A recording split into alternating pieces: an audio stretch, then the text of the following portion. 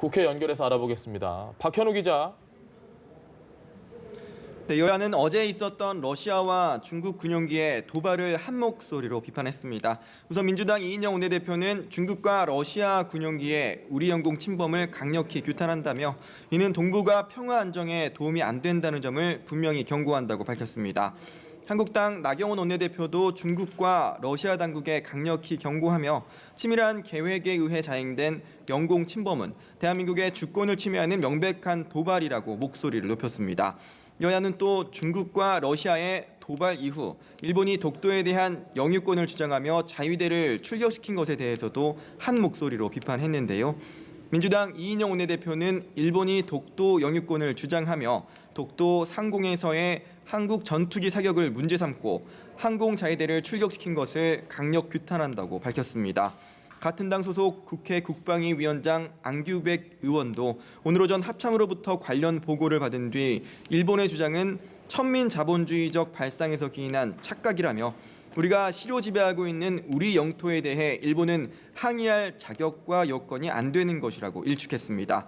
한국당 나경원 원내대표도 일본 정부가 강제 식민 병탈의 망령을 떨치지 못했다며 이 기회를 틈타 독도를 넘보는 일본을 강력 규탄한다고 밝혔는데요. 같은 당 민경욱 대변인은 일본의 독도 영유권 주장에 반발해 옛 일본 대사관 앞 평화의 소녀상 옆에서 독도는 우리 땅이라는 문구가 적힌 피켓을 들고 1인 시위를 하기도 했습니다. 네, 박 기자가 전해준 대로 러시아와 일본의 도발 자체에 대해서는 한 목소리로 비판을 했는데 전후 상황에 대한 해석을 두고는 여야가 입장차를 보이는 것 같습니다. 네, 우선 민주당은 러시아 군용기의 영공 침범과 관련해 우리 군의 신속한 대응을 전폭으로 지지한다며 더욱 견고한 안보 태세로 침범이 되풀이되지 않게 단호히 대응해 나가야 한다고 강조했습니다.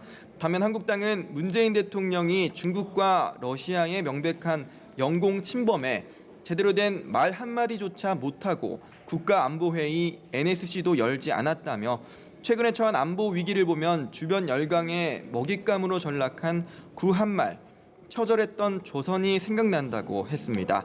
나경원 원내대표는 동맹과 우방을 업신여기는 이 정권이 자초한 위기로 한마디로 얼빠진 정권, 얼빠진 안보 정책이 빚어낸 비극적 현실이라고 비판하며 문 대통령이 왕따 외교도 모자라 왕따 안보로 가며 강력한 한미동맹과 우호적 한일 관계를 토대로 형성돼 있는 대한민국 생존 번영의 기틀을 무너뜨리고 있다고 주장했습니다.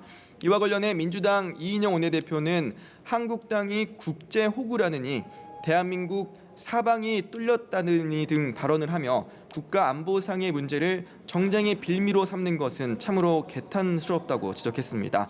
그러면서 부당한 경제 보복에 당당히 대응하는 것을 한국당이 철없다고 하는 데 대해 참담한 신정을 느낀다며 한국당은 정부 여당이 아닌 국민과 반대의 길을 가고 있다는 것을 명심하라고 강조했습니다.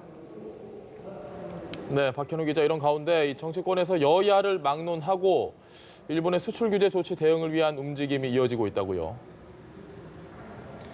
네, 우선 국회의장을 지낸 정세균 민주당 의원을 단장으로 여야 의원 7명으로 꾸려진 국회 방미단이 오늘 출국했습니다. 미국 워싱턴 DC에서 3박 5일간 머무르며 한미일 의원회의 등 일정을 소화할 예정인 의원들은 외통위 전체 회의에서 처리된 일본의 수출 규제 조치 철회 촉구 결의안을 각국 의원단에 전달합니다. 또 공식 일정을 전후로 미국 상하원 의원, 국무부 고위 인사 등과 면담을 갖고 일본의 부당한 보복적 경제 조치에 대한 입장을 밝힌다는 계획인데요.